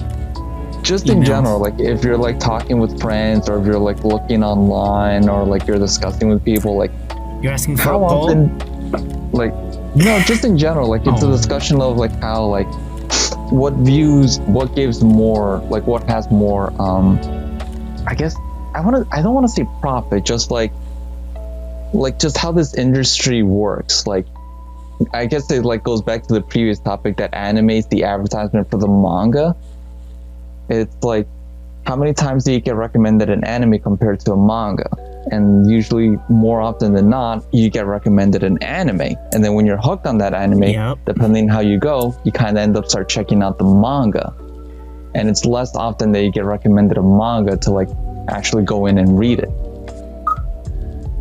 I When you think that's really- Fan Man, I think that's a very interesting point you bring up, because I think what we also tend to forget is that I think anime and manga are like up in the forefront for most of us, because those are the things that we're usually introduced to. But it's crazy to me to think that nowadays, like especially since the whole isekai type of genre kind of blew up. The early 10s, I guess. Yeah, well, it's very up in the forefront, and a lot of these stories are not really mangas; they're actually light novels. And I tend to think that people really forget that that a lot of the material, their source material that's being adapted into anime, aren't really originals per se, unless it's like one of those singing girl groups. Those are pretty much originals. But a lot of these like isekais and stuff like that are coming out are very much light novels, and they're not. And it isn't until the anime, you know, is produced and made and you know and made for the world to see, and it becomes popular, is when they start trying to make a manga out of it. But I guess what I'm trying to say is that, you know, we tend to forget that light novels are another medium that people take from, or companies take from, in order for them to adapt it to animes. And to be quite honest, me personally, like I'm not the biggest reader of light novels. I do prefer the mangas in some cases, but not every you know IP or intellectual property is a manga to be adapted from. And interestingly enough, I did hear something interesting from, I think I want to say another podcast I was listening to, where they were discussing how they were being sponsored by Bookwalker, and they brought up the point that for this app of Bookwalker, a lot of the top, I guess you could say top 5 or top 10 books that are being read in the whole interface by everyone that, you know, I guess you could say around the world uses Bookwalker. Usually those top 5 to top 10 books or light novels or mangas that are being read usually are like the ones that, because of the popularity, are usually the ones that are going to get adapted sooner than later to an anime, because I guess that's one of the many ways companies gauge the popularity of a certain artist or a certain storyteller or mangaka that is showing promise to them. So I think a lot of these companies are using that to their advantage in order for them to see the sales, right? And the sales equate to them saying, okay, there's big money behind this. Let's see if we can give it the final push by promoting, you know, oh, hey, this is a teaser for next season's, you know, lineup of anime that could be, you know, a 12 or, you know, a 50 like Code Geass, right? So I mean, I think we tend to forget Code those. Geass, man. So I tend to I forget sometimes that, you know, that it's not only anime or manga that are being recommended. A lot of these anime adaptations nowadays are being adapted from light novels, and I just feel that sometimes, or I think more than anything else, that we tend to forget that light novels are a thing, and perhaps because they're not, at least for me, because there's no pictures, I tend to forget about them, and I don't really read them. When they're saying light novels, do they mean because it's a short read, or why? It's because it's not a manga. There's no art to it. Where's the light part though? The light is because you can read it, and it's not like something. I guess you can tend to read like a novel. So is it like the equivalent of the Western saying short stories, but they're nothing short? I guess so. I guess there might be like a double meaning to it, but yeah, there's nothing light about them. I mean, they could be a what heavy was the read like company? The Rem and Ram one. What is it? ReZero. ReZero? Isn't that a light novel? I think so. Or Danmachi, isn't that a light novel? Yeah, I think that also is a light novel. Incredible stories. True. A lot of content came out from that. The bridge version for a Danmachi. I think it's still running, or the Fate Universe. Those are not light novels. Those are full mangas. Those are no. The Fate Universe is based off a game. Oh, it's game. I didn't think about that. Yeah, I forgot. Yeah, there's certain shows that are like that, and Fate is one of those notorious ones where it's like it was based off a game, and the whole story is kind of like wonky. But I mean, hey, it makes money.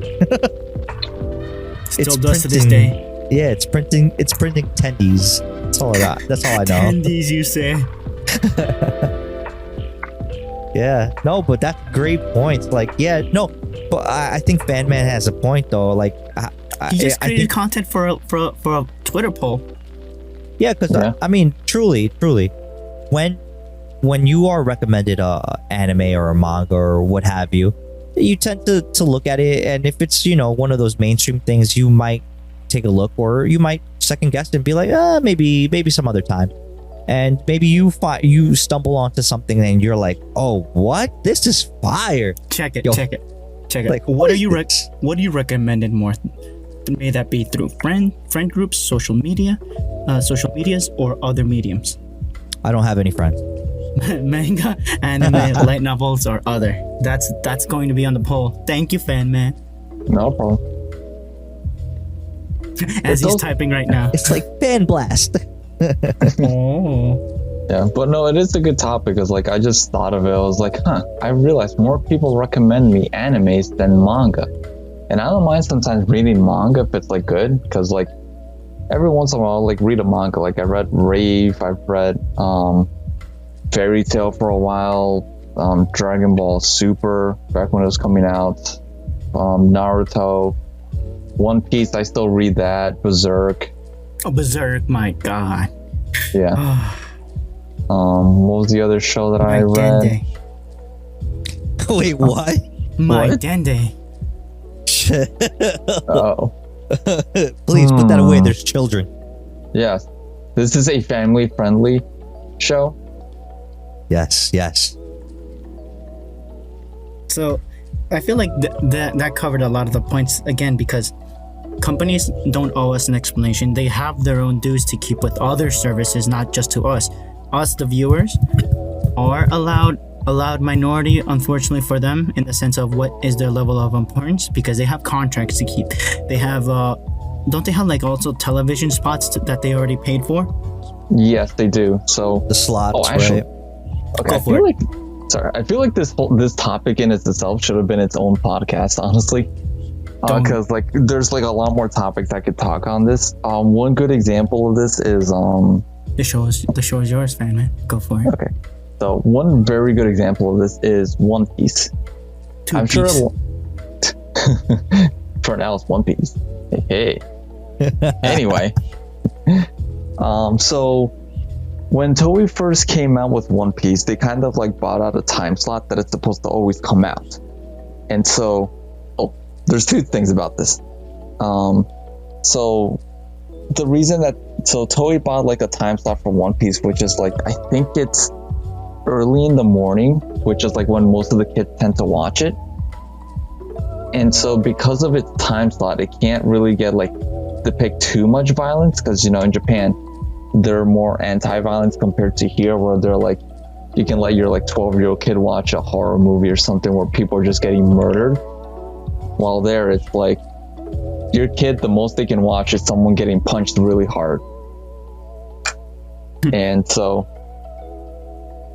over there, like Toei, they kind of like, they bought a time slot, and so when they produce their anime, there's still some regulations they have to follow to be able to show One Piece during that time slot. So they can't go full on like with blood, or like full on like weapons and shooting and things like that, like compared to like the manga. But the other thing is because that they bought that time slot and how popular One Piece got, they can't really give up that time slot.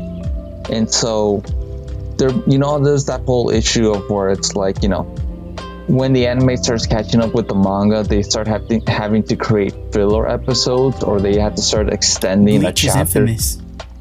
Yeah, or even Or Naruto's infamous. thank you, that's the other one. Oh, So when they end up catching up to the manga and they need to expand all that time, they usually start creating filler. They start expanding, making an episode last a lot longer than it should have. And the reason for that is that they bought out to show a weekly format. And the thing is, if for one week they don't show anything, they end up losing that time slot going forward. And so they technically have to show something for that. And so it goes into this whole thing where you end up having like very popular shows where it's like they start catching up, and then you have this giant filler arc that just lasts a long time, or episodes go really slow and it starts like you start getting bored. It's like, oh my god, when are they gonna go fast again? when Or are it's they like going to kiss? things and stuff Wait, like what? that too. I think also another notorious anime was Full Metal Alchemist that had that issue as well. The Yeah. Brotherhood and the original one, right? Yep, the Right, that's original why they- before they did Brotherhood. You and I were Right. in high school, fam, and when the first one, no, funny, the Brotherhood just recently came out in 2007, I think, right? When the 2011. Yep, I we think. graduated. Sorry. Yeah, Okay. yeah, But but like we were talking about the Full Metal one first. yeah, but like it's things like that where they like kind of way back when they would always do weekly shows, and then shows that kind of got popular they had to keep going on and on and on, and they couldn't like go to like seasonals, which we kind of have now, where Isn't it's that like the Barakamon or something like that? The cat one? What's its name? Bakamon or something like that? The Japanese series? Bakuman? Something like that. It's been going like for 30 plus years. Oh, Hajime no Ippo? No, Gacha or something. I don't know. Doraemon. Doraemon, there you go. Yeah, that's it. Good lord. Something Oh, something man. Yaman. Yeah, well, Yes. it's the blue weird animal thing, right? Yep. Yes, yeah. Yeah, Doraemon. But yeah, It's like The Simpsons for us. Yeah. So it's like anime studios kind of have to like continuously make content so they don't lose out on their time slots. And it just kind of causes like this whole bad thing of like episodes tend to keep dragging on. People don't really get to like have as much of a break. And it's just a continuous process, and people just get like tired. Burnt out, yeah. Yeah. Meanwhile, there's like shows that are now doing like seasonal things instead of a weekly thing, which has been kind of like helping a bit. And it's like, My Hero Academia, as we've kind of seen, like tend to have a little better animation because we at least get one anime season like every once a year or something like that. Yep. So like it gives them a bit more time to like work on it, or like even say JoJo. That doesn't happen once a year. It's like once every maybe 2 years or something, and the animation quality is like top notch. More. Yeah. Look at Attack on Titan. 2013, right? Was the first one. Yeah, I think so. And Something then like by that. 2018 came out the other one. Mm-hmm. But do you think the quality has suffered for the Nowadays? second, for the like, what was it, the third season that it came out with? The fourth season. Or fourth season, there you go. That was Apologies. like a change in studio. No, that's okay. Was it? Oh, okay. Yeah, they changed studios for the final season. They went from Wit Studio to Studio Mappa. And I mean, Mappa's a good studio though, as far as the quality, but I don't know. I think people were just not content with the Switch. They wanted probably to keep it all the same, I guess. And I see the point. I guess. I mean, we can I guess we can make that that judgment call depending on the studio that makes it. I mean, as an example, we can talk about One Punch Man, when it went You from can tell. what was it, Madhouse to JC Staff, right? Or You can tell the change there. yeah, and I like JC Staff's stuff. I mean, it's not bad. for other shows that I've seen that JC staff produced, but I mean it's not quite the same. Same thing with Seven Deadly Sins, which it was truly 7 deadly sins of quality. Dang it. Why? Why? I don't know. You tell me. But yeah, I feel like that covers a lot of the different things that we were thinking about that. So, No, but I what do you- think Fan Man was it was correct in saying We need to that have that you. could have We- been that could have been a whole podcast by itself. we need to Yeah. have you, Fanman, for that special. He's like, really? Yes, really. So yeah, but like this prompts us proceed to the next one, Alan's segment. Alan, if you will. All right, so I mean, I'm gonna be brief. I'll just read all three points, and we can pick and choose what we want to say about each of them, if we want to say anything at all. Because I mean, there are things that probably might be insightful. Maybe it's like that's nice. So the first one being that Techtober is among us, right?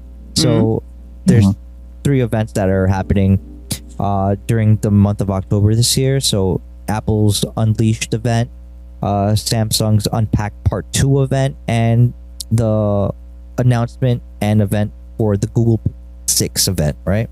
So I've added a link to a YouTube video from Pocket Now, and I was watching it and I thought it was very interesting for the leaks and other information that they share about all the new tech stuff that's coming out for the month of October, leading up to the end of the year. Potentially might be something people want to buy or not, or just want to see the new iterations of new things that are coming out, whether it be hardware or software for each of the respective companies that are making their events be known. And maybe we're not going to be invited exclusively to them so we can be part of it, but I mean I think it's interesting to figure out and see if there's anything that we might lean towards and say, oh, that's going to be something I want to potentially buy, right? For later on this year or perhaps next year. So I don't know what you guys might want to add to that. Well, everybody knows the running joke for me, what I'm looking for. So I feel like I shouldn't say it anymore. Smartphones, basically. Oh, I mean, I think I'm mostly fine. Mostly Marco, fine with it's like. a little too loud music. There Yeah. you go. I think Mostly for me, fine. mostly when it comes to like technology kind of thing. Oh wait, hold on. I think it's starting to get a little loud again. Better? Yeah. What is it with technology? It's like I think I just mostly really look into the cool technology things when it's like something that I kind of like need at home for a need. So like if I have a smartphone that does what I have, I'll keep going with it until like it becomes like slow, unusable, and old. Same with like other stuff, like with computers. As long as it's still working and running and doing the things that I need it to do, like whether it's like gaming, creating stuff, security stuff, I'm fine with the stuff that's in it until I need to like upgrade because I know the computer's gotten old and it's like slow and everything. Okay. Doesn't it also like worry you though that some security patches are not supported on your device anymore though? Not so much really, honestly, because like I guess because like I live and breathe in the technology world. I'm usually always super careful about what exactly it is that I do and what information I give out and all that and that kind of thing, even though I use Chrome. Cool. Mr. Allen over here passed me a thread that happened recently with the Chrome update for security patches. Were you up to date with that? I don't think I am, but I feel like I might have heard something about that. Right, Alan? You shared me that? Yeah, definitely. I mean, again, we're all conscious that a lot of these browsers and even like updates are very important because it keeps your whatever your device is, on the up and up, so it's less likely to get hacked or whatever the case is, or some malicious type of a virus might latch onto your device and try to steal all your all your identities, right? So I mean, we already know this, so it wasn't a big surprise to me that Google was having issues where people were having. They've always had issues, though. Yeah. I mean, but every company has that. So, but they're they're forward saying, "Let's update." Yeah, it's just nice to know that they're I mean, as transparent as they can be about what's going on and letting the user know or the customer knows in order for them to, or for one, yourself to actually either update or figure out some sort of method to combat that issue that's going on, right? Yes. For me, basically my friend group, you specifically, is it because I recommended you Chrome and you've been keeping your eye on Chrome stuff, Helen? No, it just showed up on one of the on the news that I like to keep on for technology. So it just so happened to show up right underneath the business section. So like I was looking through the tabs of finance and technology and food and travel, and then while I was searching it, I was like, oh hey, look, an article about Chrome just so happened to show up. So it wasn't like I was scouring the net in order for me to look for that information. It just it was one of the many articles for technology that showed up. Okay. Yeah, that's my thought. Like, again, smartphone, I feel like what I've been doing, it's not that heavy on the smart device. Again, I've been saving for this since once I got my own phone. I've automatically been starting to update, save for the next phone. Is you know what I'm trying to say? But I don't. Definitely. I don't. Again, the running joke is that I've been looking at the Pixel series, and I can't complain. Like it's not something that I need. It's something that I want. So I have to balance that. Like I'm willing to. I understand. Bite the bullet on other things that I'd want, just for the one thing that I want, aka a phone. But it's not that you're like, because of you guys talking to me, it's slowly been moving to the back end of my mind. But Marcos, I think what's nice about the times that we're living is that as far as the Google Pixel 6 is concerned, and any other smartphone that's coming out now, we have the luxury to have people on YouTube where they'll be able to get their hands on it, a little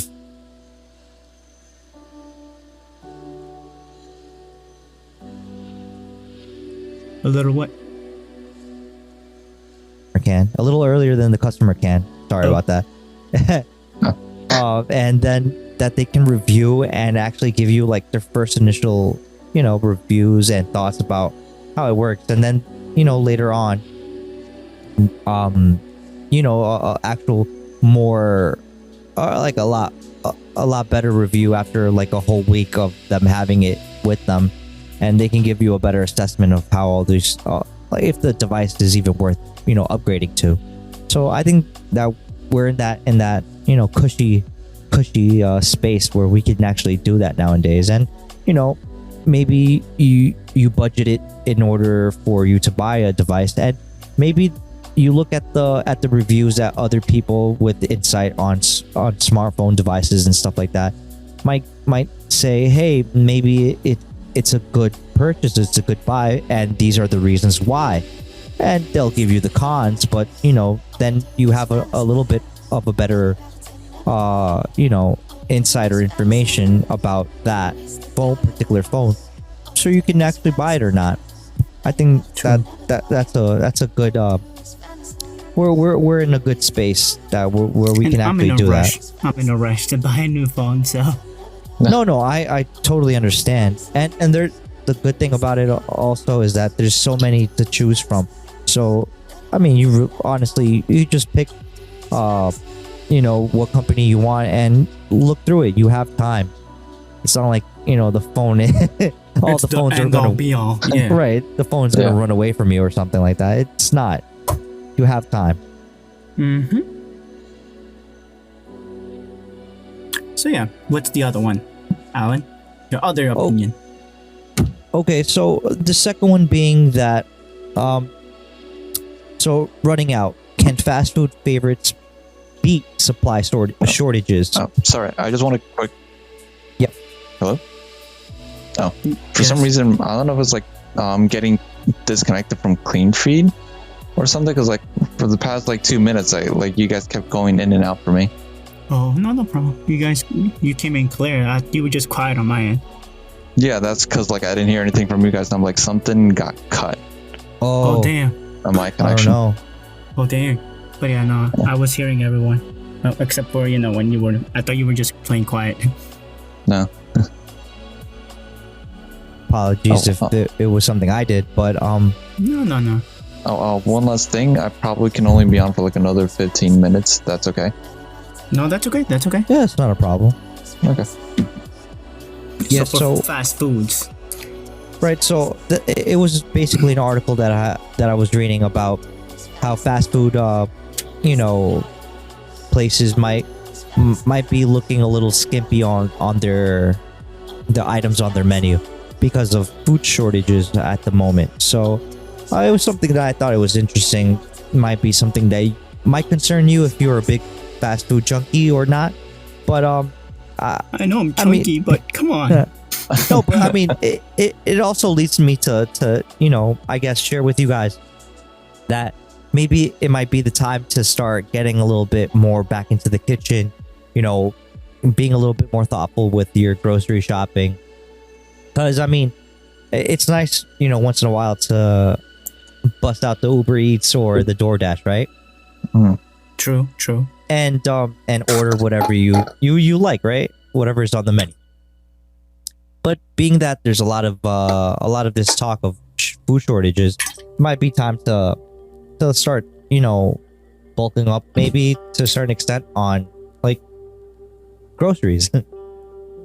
So yeah, that's what I was thinking when reading this article on Forbes. I feel like just because they're saying that things are skimping, I feel like they can indirectly create the shortage even more, like the toilet paper situation or the hand sanitizer thing. What do you guys think about that? Like, oh, there's a shortage in this. Go shop more on the shortage that's gonna happen. You're creating the shortage, so indirectly, it's a self-fulfilling prophecy. But the thing is, like, it's fast food. It's not a necessity. Get what I'm What saying? about the other things that you were saying? Okay, yeah. Yeah, no. I'm making the correlation that it might be, for a person that might be a fast food junkie, it might be in their best interest to start, maybe doing a little grocery shopping, instead of You got it. Yeah, I thought going that's to just a- food in general. Oh no. Start buying up the five number ones for the week. Definitely. Damn, those are gonna be bad within like 3 days or two. You got to get those I feel like a Lunchables day. now. 24 hours. Lunchables. No, and it's true. I mean, I think it's one of those things where if you're heavy into, ordering out and getting fast food, it might be a problem. But I mean, if you're the type of person that, hey, it's not a big deal, and you go maybe once or twice a week to get fast food. Right, or it might be going from every day to maybe cutting down and going maybe once a week, and the rest of the time you make food at home or whatever the case is, because you ultimately know that maybe that restaurant or fast food chain, it doesn't have enough ingredients to basically serve you what you want, right? So it was just something that I thought it was interesting. I found interesting from the article that I was reading. So that was pretty much it. As far as that goes, I don't know if you guys have any input on that, because if not, then we can get down to the last part that I had, or the last point. I said my piece. I don't think I have much else on the food shortage for fast food. Yeah, me, All right. me, ditto. I already said my piece. Yeah, no, that's cool. That's cool. I'm not fat, I swear. I don't know. To be determined. Oh man, そうですか？ you've been looking a So little that's round. そうですね。 Yeah. Okay, next. So point. the last article that I wanted to share with you guys, and the title is Japan's new prime minister is a Demon Slayer fan. With plans to support manga and anime, right? So this was an article that I found interesting because it's not every day you hear from a prime minister that that they want to share something that they enjoy doing or they enjoy reading. In this case, the medium of anime and manga, and saying how his because of his fandom, right, or why he likes it, his pleasures, if you will, his Right. hobbies. His hobbies, it motivates him to actually want to support medium in the capacity that he can, right, as a prime minister. So I found that very interesting and very, maybe to a certain degree, endearing of him. It is But indeed. Yeah, what do you guys think? Bandman? So, I guess this will go back to our previous topic. I do hope that there is a lot of support, and that I do hope that he pours like probably more laws into like the anime and manga industry, True. and like more ways to like make sure that like creators and like animators aren't being worked to death, because I'm sure a lot of people have heard like mangakas, they're worked to the bone basically. Like two prime examples. They're like, one's like a somewhat positive, one's a somewhat negative. We'll go with the biggest one, the creator of One Piece, Eiichiro Oda. He's basically, so in a sense, his work schedule is like crazy, but he's also a bit of a workaholic. He just loves to create things. So he's always working all the time, up to the point where like he basically had no like breaks whatsoever. Although I don't think almost any mangaka really has a break themselves, especially new mangakas. And it was like around like 2011, 2012 where he had a health scare because he just worked himself to the bone so much and was just constantly smoking that he was hospitalized. And people were actually very worried about him, that they were like, dude, take a break. And he was like, no, I need to create more. And then basically the company had to actually step in and like force him to take a break. Yeah. They basically had to come in and be like, all right, this is what your new schedule is going to be like. You can make new chapters of One Piece every 3 weeks, but after that third week, you take a 1 week break. And his schedule's been like that ever since that hospital scare. But the thing is, because of how popular the series is, he's the only one that most people are aware of that can actually have a 1 week break every 3 weeks. Everyone else, I think if you've mostly noticed, there's always a new manga chapter coming out every week or every month, however long that series is. Like whether it's the weekly series or the monthly manga series. And you just notice that more so that people they don't take a break. And if you look up the work schedules of a lot of mangakas, you see that most of the time that when they sleep, it's like about 3 to 5 hours. And then the rest of the week, they're just basically working, whether it's like planning, storyboarding, then the actual drawing, then the inking, the shading, and even when they have assistants, it's still a lot of time. Are those 3 to 5 hours include eating? I think those 5 hours is just sleeping. Then they're forced to like take maybe a 30-minute eat lunch or something. Bathroom break. Things like that. They eat and use a bathroom. Yeah. Yeah, like it was like so bad that it's a lot of mangakas don't really go home. They just live in their studio where they work. And hopefully, dang it. Like you can look it up. Like this is a common thing. This isn't like I wish I was exaggerating, but it's not. And they're literally pushed to say suffer for your art. Basically, and it's like not a good thing, especially like new mangakas, like the Demon Slayer mangaka. She's another prime example. She kind of like, her story got really popular. She didn't like the popularity or the work ethics of the place, and she just kind of basically ended Demon Slayer as early as it did. Like with the popularity, she could have kept going for like another 10 years with the series, but she only made it up to like 130 chapters. This is news to me, so technically it's officially over. Yeah, it finished like I think last year, because the mangaka, she just couldn't handle I think it was both the popularity and the work. In a sense, I can respect that, but hopefully, like you're saying with this prime minister, he can negotiate like unions or specific unions. I want to say some parameters. Reach certain level, you get like there's an entire. I'm thinking in a capitalistic way. I don't know, maybe saying you get a certain level of popularity, you get a team to help you schedule everything out, and the non-negotiable should be your eat and your personal life outside of creating.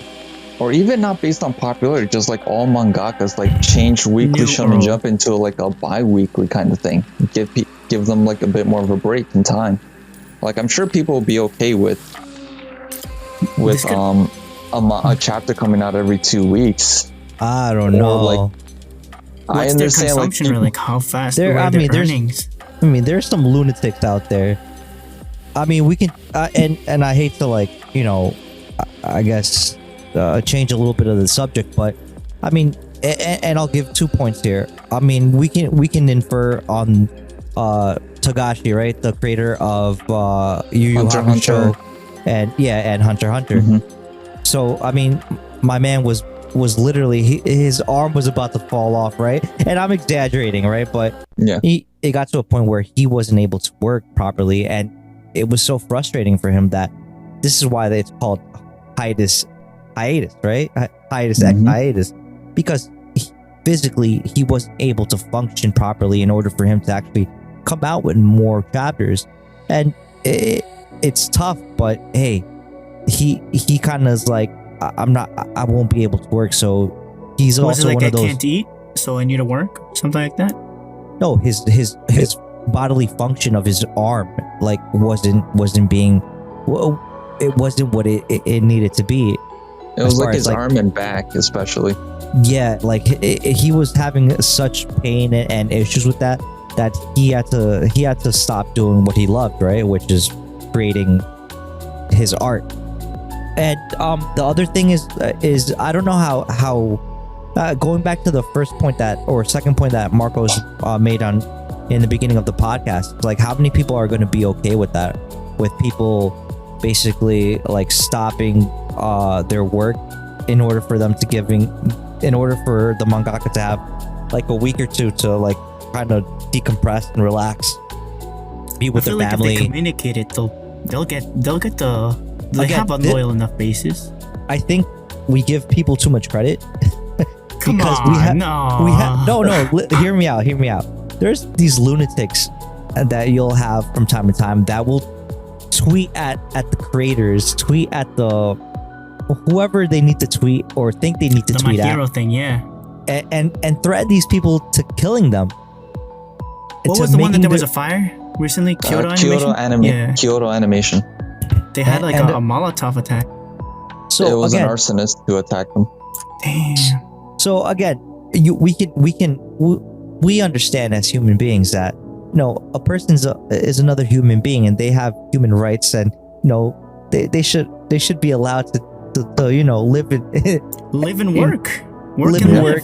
Right, and they need to have their time to decompress and be with their family. But unfortunately, people feel so entitled to, or so invested, so entitled. So this is mine. Like, no, it's not yours. Right. They feel that on that level of, why is this happening? That's not fair. I invested all my time. Why can't he invest or she invest in producing this thing that I love and enjoy and cherish and hold, dearly in my heart?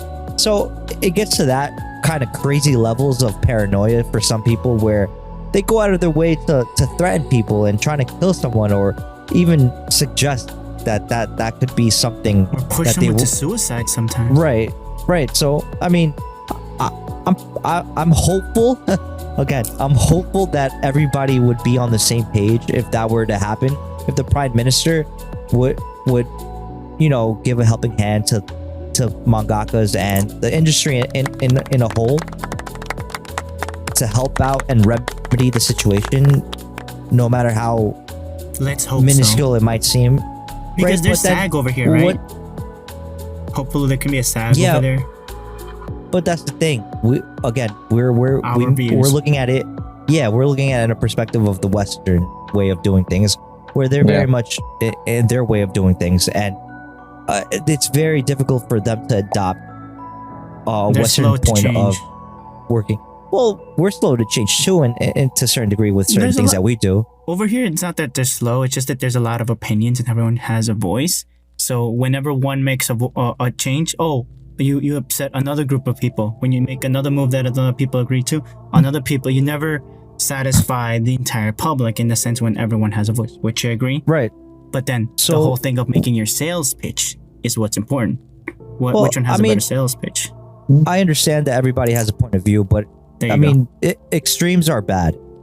True. Either way you look at it, an extreme is them, working themselves to the bone to try to produce something that maybe out of 100% of the people, maybe like 50% love it, and the other 50% hate it. And that person might be torn about it because it's like, why didn't this 50% love it like the other 50%?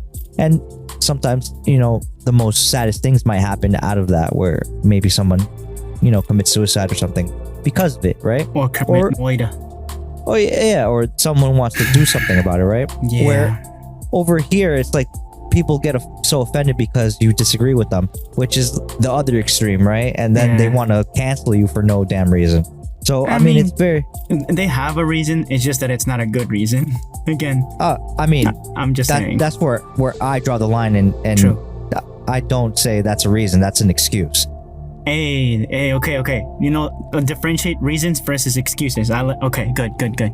So that's how I denote that, right? But going back to the point where, what's to say that if the prime minister starts trying to do something admirable about the whole situation, and then people start attacking him, being the prime minister, they try to attack him because, hey, he's trying to help the industry out, but we don't want him to help them out in that way because we want what we want, and we want Lobbies? more anime and Counter manga. lobby?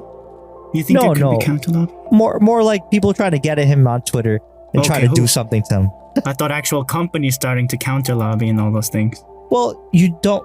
I mean, who's to say that won't happen Oh, please as well? don't. Yeah.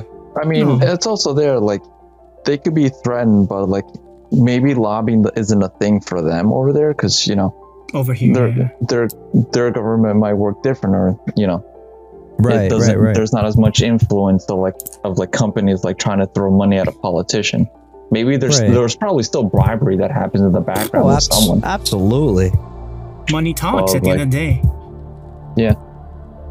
Yeah, but I mean, But- we don't know how big the scale of the industry is as far as like purchasing power. Like, how much influence do they really have compared to, like, I don't know, A maybe their lobby. their movie industry, or maybe their technology industry. Like, are they bigger than The Sony? Are banking they industry. Are they bigger than Toyota? Are they bigger than their banking industry? Are they bigger than the, what other infrastructure, that we can think of? I mean, we don't know how much power or, influence they have. So, for The us, soft power? You're talking about soft power here? well, like we don't Hollywood? know. Yeah, we don't know if they have any real, measure of influence to try to convince the prime minister not to help the industry, or vice versa, Low right? key, I feel like you just went in so much deeper, which I really like. Well, I didn't think about these things. See, that's why we gotta get a lot of people with different opinions and Yeah. and perspectives. Thank you. well, again, I think that a lot of these things are gonna be just, our Our opinions, of course. opinions. And I mean, do with them what you will. I mean, we might be right, we might be entirely wrong. We don't know. And that's okay. And that's perfectly fine. So, and I think on that note, I think we should end it for tonight, boys. True. Yeah. I'm down. Thank you, Fan Man. Thank you, Alan. Fan man, thank you so much. No problem. Stay and thank you safe guys out for there. having me on here. Thank you. Stay Absolutely. frosty. Hopefully everything goes well with your plumbing. hmm So stay safe out there and stay frosty. And warm. Happy Halloween, everyone. Have a good time. Have a beautiful time. Have a happy Halloween. Hi there. Thank you for tuning into the LTS podcast. All the notes and more can be found in the description. By the way, we have a social media page where content is posted regularly. Feel free to reach out at us through there or via email. Both are found in the description. When you support the show, we have a merch store where you can buy an item that you like.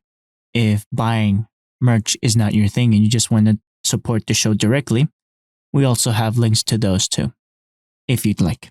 Thank you. Also, every comment is really appreciated. Credits in the description as well. Peace.